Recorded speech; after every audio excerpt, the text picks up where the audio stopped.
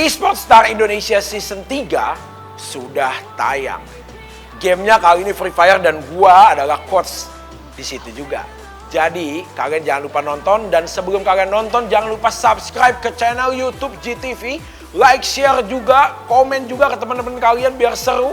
Jangan lupa untuk nonton Esports Star Indonesia Season 3 setiap hari Jumat hanya di GTV. Oke pemirsa, kembali lagi tentunya masih di Esports Star Indonesia Season 3 Battle in Style. Ada Aji Spen di sini dan ada juga Skyla yang bakal menemani kalian selama kurang lebih 2 match yang akan datang. Di mana para survivors yang akan bertanding tentunya memperebutkan MVP dan juga memperebutkan slot dari masing-masing coach dan manajer yang akan memilih mereka nantinya. kalau ngomongin hari ini kita kan pastinya juga punya 2 map yang tentunya akan menggelegar sekali gitu ya. Untuk setiap teman-teman yang mungkin baru beradaptasi sama drop zone baru. Kayak contohnya kita punya map rotationnya nih, kan ada Purgatory dan juga Bermuda.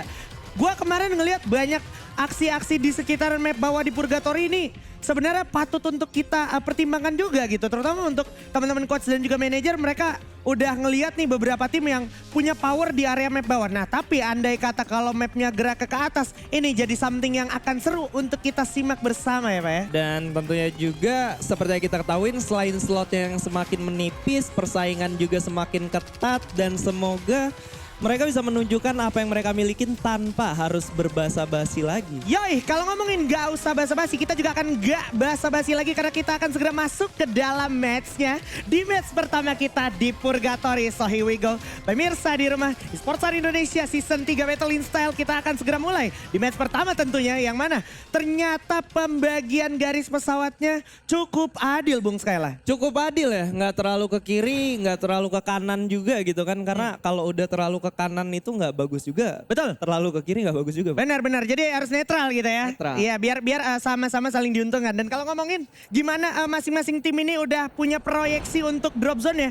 Gue suka banget gimana teman-teman dari tim nomor 5 itu memaksimalkan mode host dan dia nge-split lootingannya ketimbang teman-teman dari tim 12, tim 9 dan juga satu tim lagi yang sekarang udah mungkin berjibaku. Ini agak sedikit kesulitan karena early game bakal sedikit merepotkan untuk Tetsu, di mana Tetsu udah bakal langsung berfokus ke arah musuhnya di depannya dan udah kepop-out juga satu skill di sana. Tapi sayangnya dari arah Tetsu sendiri masih harus mencari dan menggali lagi informasi lebih banyak untuk mendapatkan vision dan juga penglihatan untuk teman-temannya Bung Skyla. Iya, dan menurut gua kali ini seorang Tetsu memiliki peran yang sangat penting untuk peperangan yang bakal terjadi di daerah Crossroad. Kenapa? Karena Tetsu sendirian, lawannya juga cukup berdekatan, mereka melakukan regrouping cukup cepat. Kalau sekiranya Tetsu bisa membuy time untuk teman-teman yang melakukan looting terlebih dahulu, otomatis tim nomor 1 mereka bakal sangat dirugikan dari segi resource-nya. Tapi kali ini kita bakal tahan karena sudah ada open fire yang dilakukan oleh tim 7 ke arah tim 8 Aji Sven. Selalu gue lihat dari episode ke episode ini Lumber Mill nggak pernah kosong. Selalu ada jibaku-jibaku early game yang tentunya akan sangat krusial. Mulai coba memberikan jual beli serangannya, masih terlihat Ranta Bican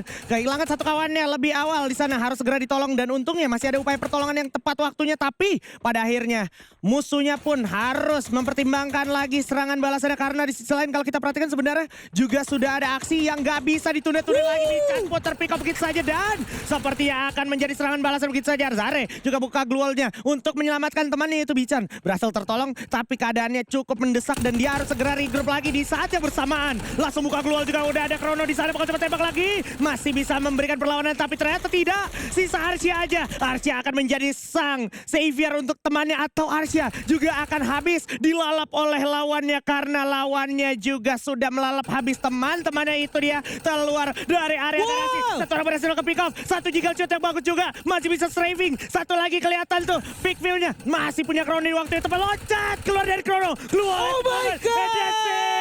You name it. Arcia versus everybody. Arcia versus everybody berhasil menumbangkan 4 orang sekaligus. Tapi kali ini gak bakal tinggal diam karena masih ada fight lagi di daerah Crossroad, di mana 2 orang sudah berhasil di take down Aji Sven. Yes, tak sepertinya juga bakal mencari celah untuk melawan musuhnya. Tapi awas, ada grenade datang. Langsung ke arah Tayo. Loncat-loncat dulu sambil mengamankan diri. Agak sulit untuk keluar memang, tapi Granat. hadiah untuk ke arah dalam grenade. ada Moes dan teman-teman dari Tax berhasil menghabisi satu tim yang ada di Crossroad Bung Skyla. Tapi satu glue wall yang dipasang oleh Arsya dengan mekanik yang sangat cepat dan juga keputusan yang tepat itu akhirnya bisa mengeliminasi lawannya dengan sangat baik, Pak. Yo. Dan sekarang kita juga akan dialihkan nih sejenak. Sementara ini udah 10 tim aja yang tersisa dan juga sekitar 37 orang dari peserta kita Sportstar Indonesia Season 3. Mulai ada lemparan granat, bakal ada jual beli granat, ternyata mulai dilahap dan dimakan begitu saja oleh Sphinx. Tapi sepertinya Khoer juga masih bisa memberikan bantuan serangan dari sebelah kanan, walaupun begitu dia harus masuk ke dalam dulu untuk mencari kesempatan. Lempar lagi untuk melarikan jejak dan juga menghilangkannya. Tapi sepertinya udah ada icy grenade, ada badai salju di dalam rumah. Bakal coba ditutup pakai glue wall dan sepertinya dia harus melawan keluar rumah. Coba malah masuk ke dalam lagi dengan upaya yang maksimal, tapi tetap diajar 2 orang begitu saja oleh Squads. Sisa 1 lagi musuhnya agak sedikit tersendat. Ending dulu karena sekarang dia harus melawan musuhnya. Sisa Khoer juga akan melawan musuhnya, yang mana musuhnya udah kelihatan habis parkur di balik tembok, masih kelihatan di balik jendela juga. Nah itu dia jump shot yang sangat ciamik tentunya dari seorang Khoer. Loncat lagi berubah jadi camouflage dengan Wukongnya, masih bisa ngekecoh musuhnya walaupun dia kena banyak damage, masih bisa digocek-gocek lagi, dibawa-bawa ke dalam, keluar ke dalam. Memang mantap dan pada akhirnya tapi tetap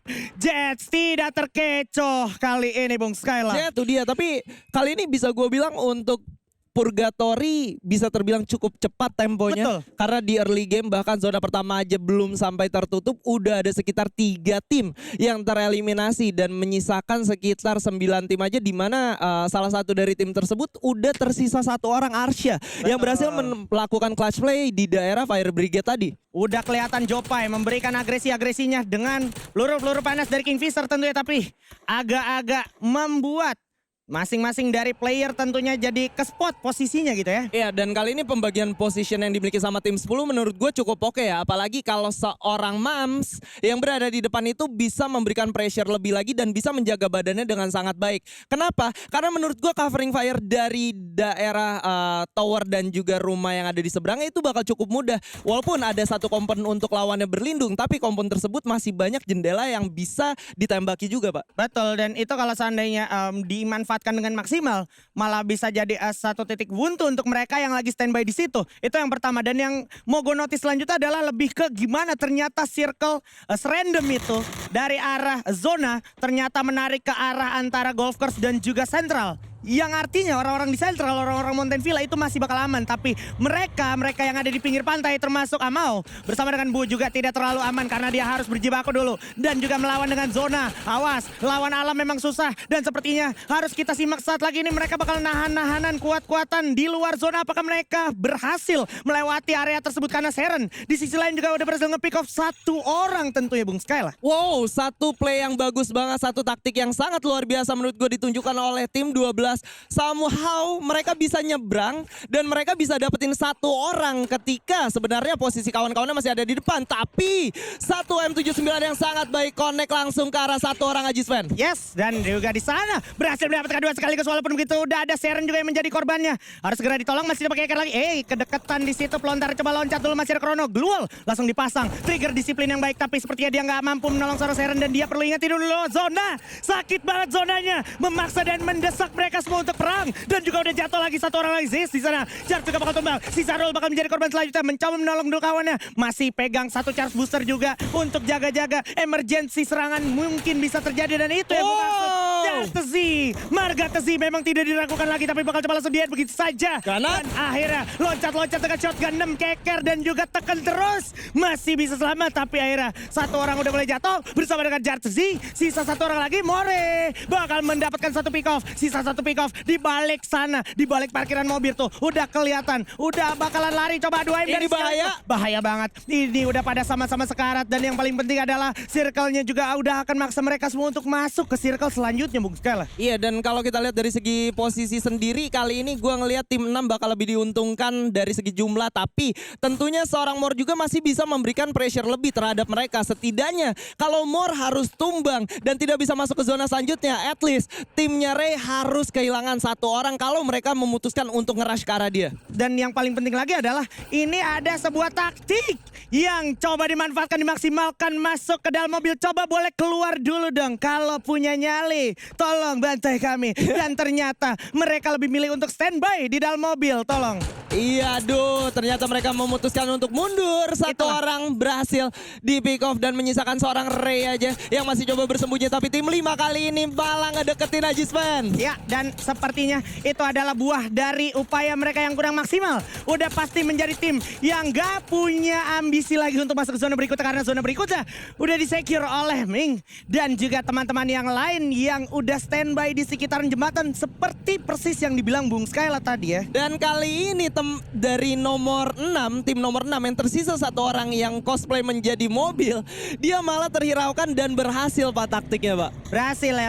Tapi ini juga harus diupayakan dengan maksimal. Karena Black juga gak bakal segan-segan untuk natakin siapapun yang ada depannya. Walaupun dia juga harus membayar dengan nyawanya sendiri. Apalagi kalau kita perhatikan ini motor-motor nih benar-benar merepotkan sekali ya. Untuk fokus dari seorang Black sendiri boleh gue bilang agak terbagi Pak. Kalau gue lihat sebenarnya threat dari mereka lebih ke arah tim 3 yang berada di dalam rumah Tayo. Karena menurut gue zona nggak bakal ada di pihak mereka untuk kali ini. Betul. Dan mereka bakal dipaksa untuk maju ke depan dan lebih ke arah open field. Gimana cara mereka survive tentunya bakal kita saksikan sebentar lagi. Karena dari segi medkit aja mereka nggak punya lagi Pak. Yo Eming harus berpikir keras gimana nih caranya secure zona selanjutnya ditambah tanpa kena hujan peluru dari mana-mana. Karena dia harus memikirkan sebelah kiri, depan dan juga sebelah kanan. Yang pastinya itu bakal hektik banget. Ini agak sulit walaupun sebenarnya dia dapat angle yang cukup baik gitu ya. Untuk menjadi selamat. Walaupun begitu udah ada X-Boy juga yang sepertinya nyaris saja menantang maut. Di depan mukanya udah ada Greennya tadi datang. Untungnya masih bisa dihindari dengan baik juga. Dan Ray di sisi lain harus terkena knockdown.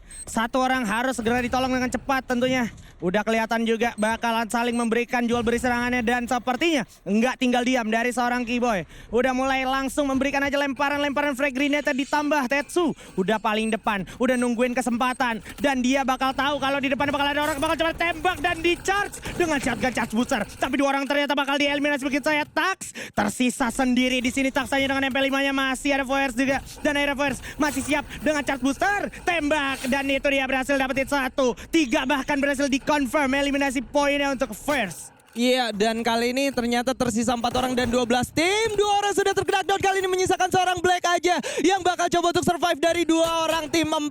Sudah ada tembakan juga dan lebih memilih untuk masuk ke zona selanjutnya. Black gak punya medkit dia tapi masih punya 4 duel dan dia sekarang lebih milih untuk cari aman dulu walaupun kita tahu sebenarnya semua orang akan tertuntut untuk masuk ke circle terakhir yang gak di pihak siapapun. Circle-nya netral, gak berpihak dan sekarang udah bakal coba diras oleh seorang Peang. Tapi Peang malah nganterin nyawa ke arah seorang Black. Udah kelihatan juga ada Karma, tapi Karma sepertinya juga akan segera siap-siap juga lagi regroup. Tapi bagus banget posisi dari seorang Ming. Seorang Black, sisa 7 orang aja dan 2 tim. Sekarang 3 melawan 4.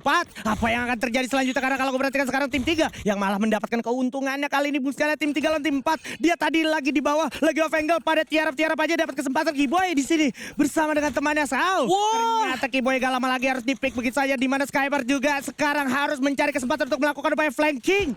Masih bisa selamat tentunya tapi mulai coba dibuka jalannya. Emang dia harus buka jalan untuk teman-temannya biar teman-temannya bisa melesap dan juga maju melakukan upaya ras. Masuk udah datang ke circle terakhir, udah sama-sama depan-depanan, udah sama cekcok dan juga ngeliat-lihat, masih coba tembak. Dan 1 orang oleh seorang Jonathan, 2 orang mau coba tembak lagi. Let's go! Eliminato. Gokil. Congratulations for Force dan kawan-kawan berhasil mendapatkan buyanya di round pertama kali ini. Walaupun tadi gue sempet agak meragukan posisi mereka yang bisa nggak nih mereka masuk dalam. Kayaknya sulit gitu. Kayaknya sulit karena Iya. mereka terpojokan tapi gara-gara pada numpuk distraksi itu jadi dimanfaatkan semaksimal mungkin sama mereka orang ya. Iya, dan menurut gue sendiri ini menjadi satu catatan yang sangat penting. Kenapa mereka bisa masuk ke dalam zona lebih ke arah seorang Jonathan yang berhasil mendistract 2 orang sekaligus dan ternyata dia tidak terkena knockdown, malah musuhnya yang terkena knockdown Pak. Sampai akhirnya itu memberikan waktu untuk kawan-kawannya maju ke depan dan memberikan pressure lebih sampai akhirnya mereka bisa mendapatkan buya. Itu dia. Jadi bahu-membahunya di sini kerasa banget dari teman-teman yang barusan mendapatkan buya.